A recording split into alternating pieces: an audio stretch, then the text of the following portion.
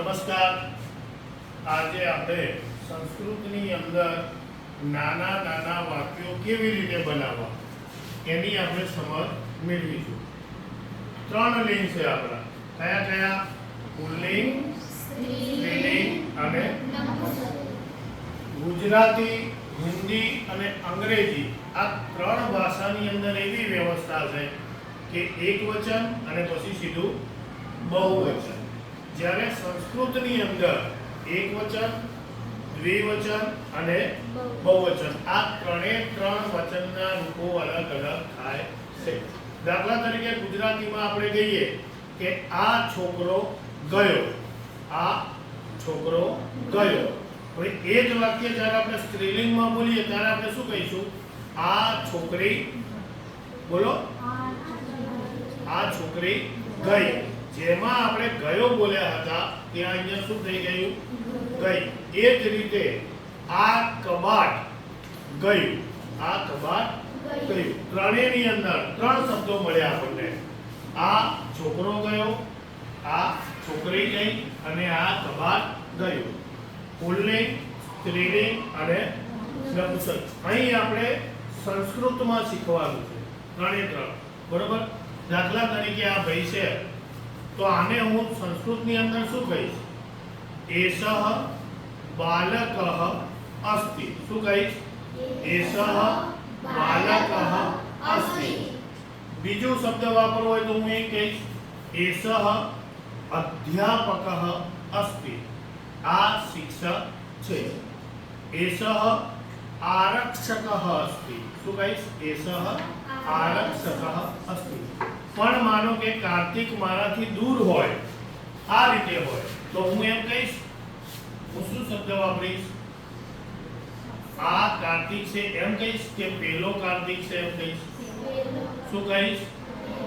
જેમ આપણે ઇંગ્લિશની અંદર ધીસ અને ધેટ વાપરીએ છીએ એ રીતે આપણે ગુજરાતીમાં શું કહીશું કે આ અને તે. ટૂંકમાં નજીક માટે આ શબ્દ છે, દૂર માટે તે અથવા તો પેલું. અહીં આપણે સંસ્કૃતમાં શીખવાનું છે. શરૂઆત કરીએ આપણે સામાન્ય શબ્દોથી. તો પુલ્લિંગ, બહુ ધ્યાન રાખજો, એક વચન માટે એષઃ, એતૌ અને એતે. એષઃ, એતૌ અને એતે. આનો મતલબ શું હશે? આ બે અને આ બધા બહુવચન. આ નજીક હોય એના માટે આપણે આ શબ્દો વાપરવાના છે. જ્યારે દૂર માટે શું કરીશું આપણે? એષઃ માંથી એ કાઢી નાખો તો શું વધશે? સહ. એ કાઢી નાખો શું વધશે?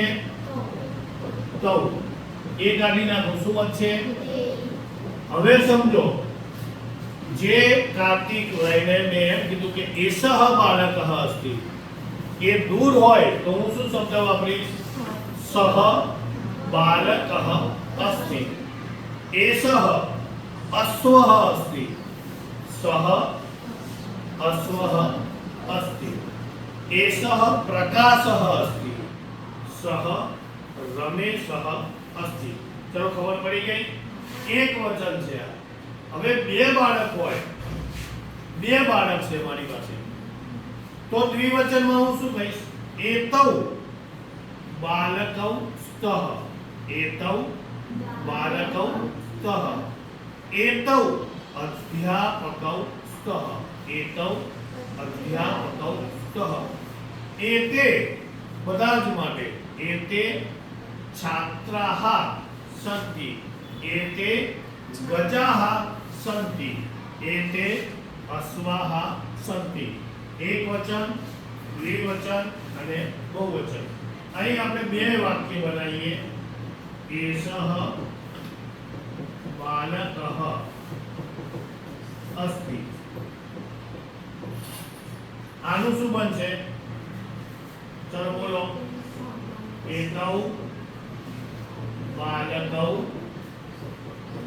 સ્તઃ. એ જ રીતે અહીં શું વાક્ય બનશે? એતે બાલકાહ સંતિ. ચલો બની ગયું. હવે આ વાક્યો નજીક માટે બન્યા કે દૂર માટે? ચલો નજીકના વાક્યો બન્યા કે દૂર માટે? નજીક માટે. હવે મારે આની અંદરથી દૂર વાક્ય બનાવી દેવા છે, ધીસ અને ધેટ ની જેમ. તો હું શું કરીશ? ચલો બરોબર, સરસ. શું આવશે આમાંથી? સહ બાલકઃ અસ્તિ. શું બનશે? તૌ બાલકૌ, બોલો, કહ આવશે કારણ કે આ દ્વિવચનનું રૂપ છે. અહીં શું બનશે? તે બાલકાહ. શું બનશે? બાલકાહ સંતિ. ચલો આના આધારે મારે બીજા વાક્યો બનાવવા હોય તો બનાવી શકું. એસહ અશ્વઃ અસ્તિ, એતૌ અશ્વૌ સ્તઃ, એતે અશ્વાહ સંતિ. મને કે ના બને? એસહ ગજઃ અસ્તિ, બોલો બધા. એતૌ ગજૌ સ્તઃ, એતે ગજાહ સંતિ. એસહ રુગ્ણ, રુગ્ણ એટલે દર્દી, એસહ રુગ્ણઃ અસ્તિ, એતૌ રુગ્ણૌ સ્તઃ, એતે રુગ્ણાઃ સંતિ. આ ત્રણ શબ્દો આપણને આવડવા જોઈએ. ચલો પુલ્લિંગની ખબર પડી ગઈ બધાને? કેટલાને પડી? આગળ ઊંચી કરો. ચલો હવે બીજું કયું લિંગ આવશે?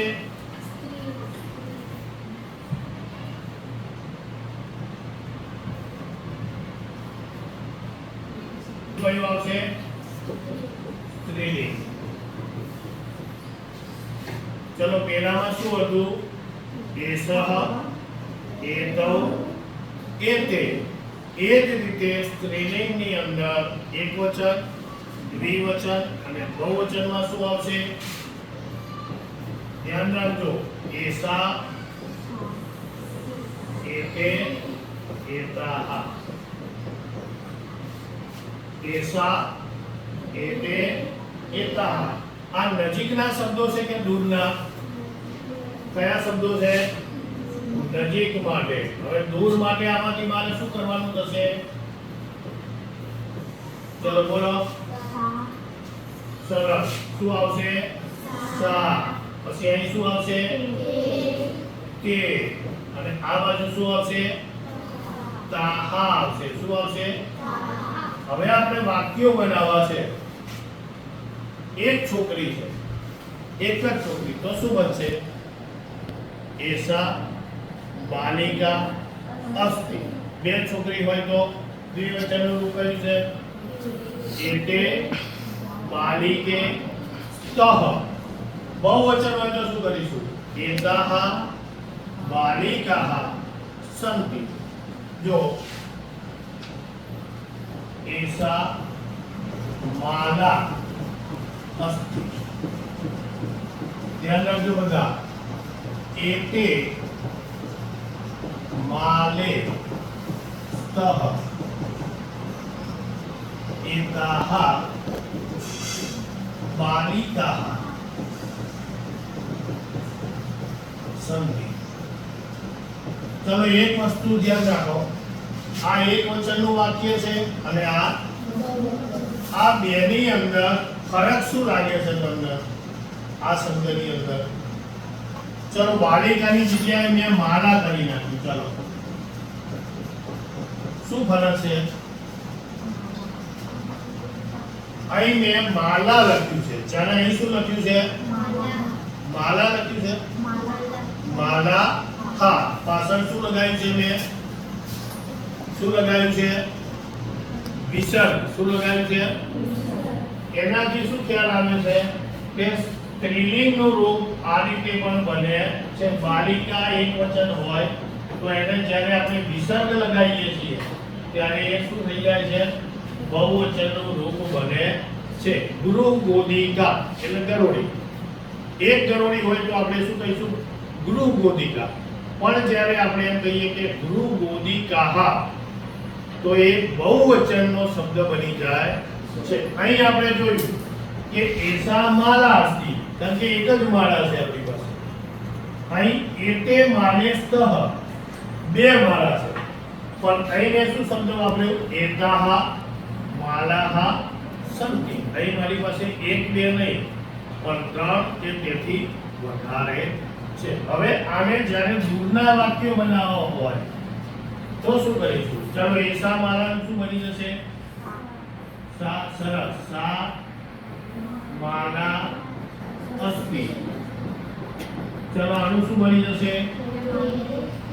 તે માલે સ્તઃ. અહીં શું બનશે? તાહા. તાહા માલાહ સંતિ.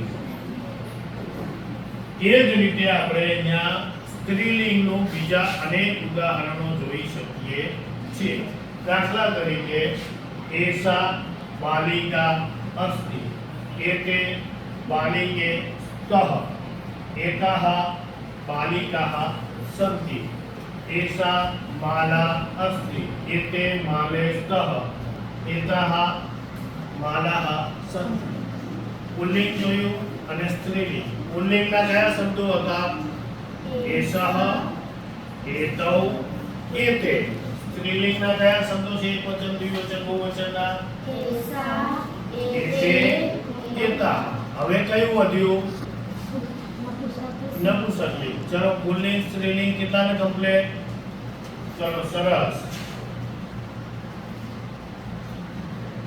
શું આવશે હવે? નપુંસકલિંગ. એકદમ ઈઝી છે. એસઃ, એતૌ, એતે, એસા, એતે, એતાહ. હવે શું વધ્યું? નપુંસકલિંગ. એના રૂપો શું બનશે? ધ્યાન રાખજો. એતા,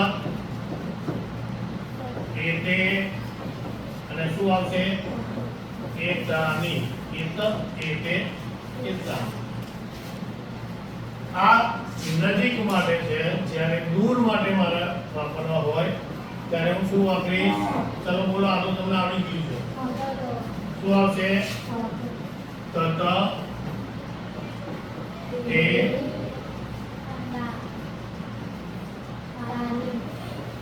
તાની. સરસ. તત, તે, તાની. ચલો યાદ રહે કે ના રહે?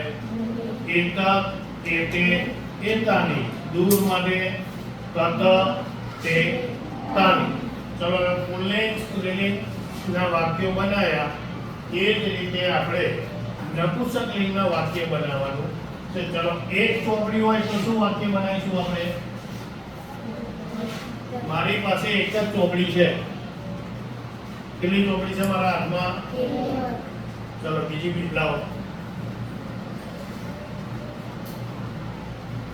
હજુ ત્રીજી લાવો. ચલો આ કેટલી ચોપડી છે? એક જ છે ને? તો ગુજરાતીમાં તો હું શું કહીશ? આ પુસ્તક છે. તો સંસ્કૃતમાં શું કહીશું? એત. સરસ. બોલો બોલો. એત પુસ્તકમ અસ્તિ. સરસ. એત પુસ્તકમ અસ્તિ. હવે કેટલા પુસ્તકો છે? બે. તો શું કહીશ? એતે પુસ્તકે સ્તઃ. હવે કેટલા પુસ્તક છે? ત્રણ કે તેથી વધારે. બહુવચનનું જ્યારે વાક્ય બનાવવાનું હોય ત્યારે આપણે કઈ રીતે લખીશું? એતાની પુસ્તકાની. શું આવશે? સંતિ. ચલો ક્લિયર. એતત એતે એતાની. ચલો આને દૂર કરવા હોય તો શું કરીશું? દૂરના વાક્યો બનાવવાના છે. આ તો તમને આવડી જ ગયું છે. શું આવશે? તત પુસ્તકમ અસ્તિ. ચલો આ બાજુ શું કરીશું? તે પુસ્તકે શું આવશે? કહ. આ બાજુ શું કરીશું? તાની પુસ્તકાની સંતિ. આપણી પાસે એક વાક્ય રચના હોય તો એના અનેક ઉદાહરણો આપણે જોઈ શકીએ છીએ. આપણે 3 લિંગ જોયા. કયા કયા? પુલ્લિંગ, સ્ત્રીલિંગ, નપુંસકલિંગ. હવે 3 લિંગો આપણે પુનરાવર્તન કરવાનું છે. ચાલો પહેલું કઈ જોયું તો પુલ્લિંગ. ચલો એના રૂપો શું બનશે? બોલો ફટાફટ. એસહ, બોલો ફટાફટ. એતૌ અને એતે. એકવચન, દ્વિવચન અને બહુવચન.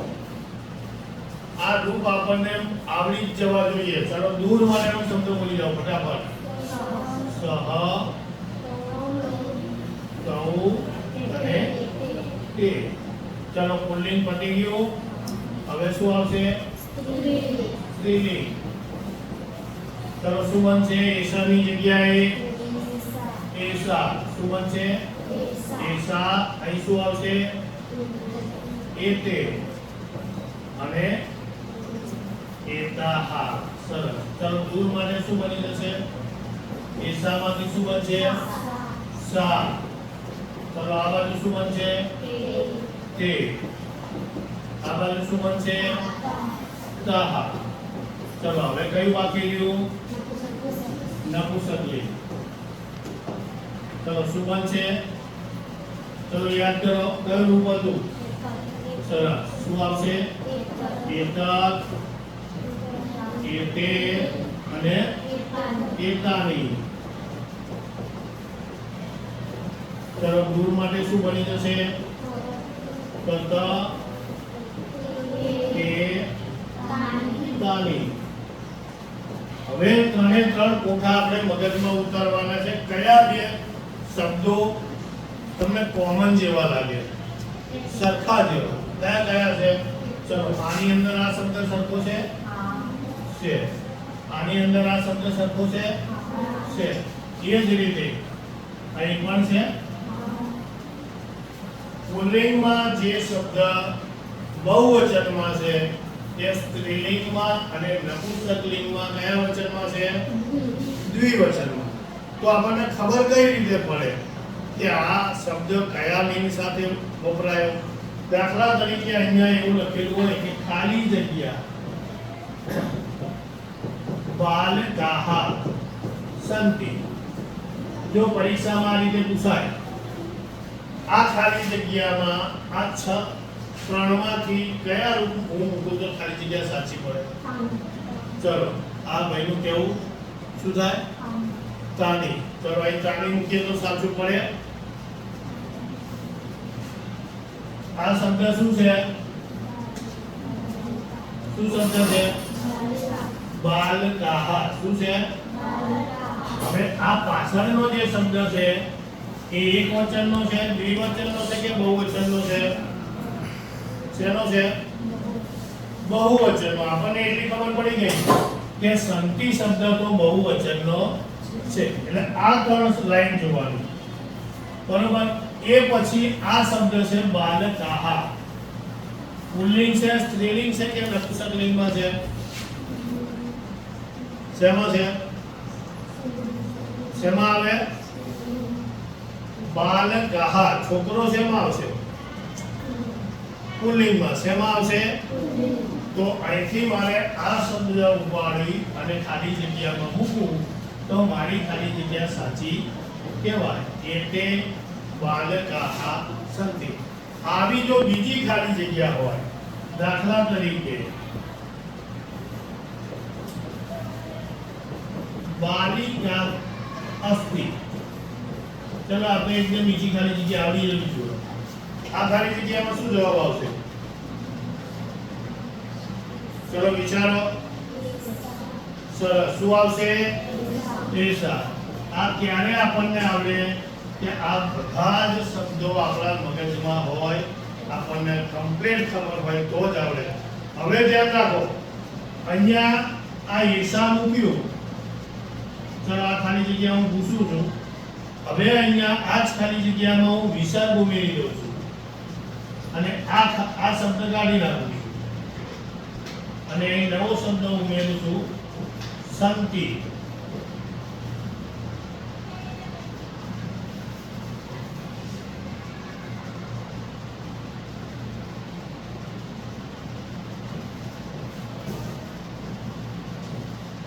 ચલો હવે શું આવશે? આ ખાલી જગ્યામાં શું આવશે? કેમ એતા આવશે? પહેલા એસા હતું, શબ્દ એનો એ જ હતો. મેં એની અંદર શું ઉમેર્યું? વિસર્ગ ઉમેર્યું. વિસર્ગ ઉમેર્યો એટલે શબ્દ આખે આખે કેવો બની ગયો? બહુવચનનો. પાછળ કયું રૂપ છે? સંતિ. એક વચનનું છે કે બહુવચનનું? તો અહીં શું આવશે? એતાહ બાલિકાહ સંતિ. ચલો કમ્પ્લીટ. પુલ્લિંગ, સ્ત્રીલિંગ, નપુંસકલિંગ, એસહ, એતૌ, એતે, એસા, એતે, એતાહ, એક, એતે, એતાની. દૂર માટે પણ આપણને આવડી જવું જોઈએ. સહ, તૌ, તે, સા, તે, તાહ, તત, તે, તાની.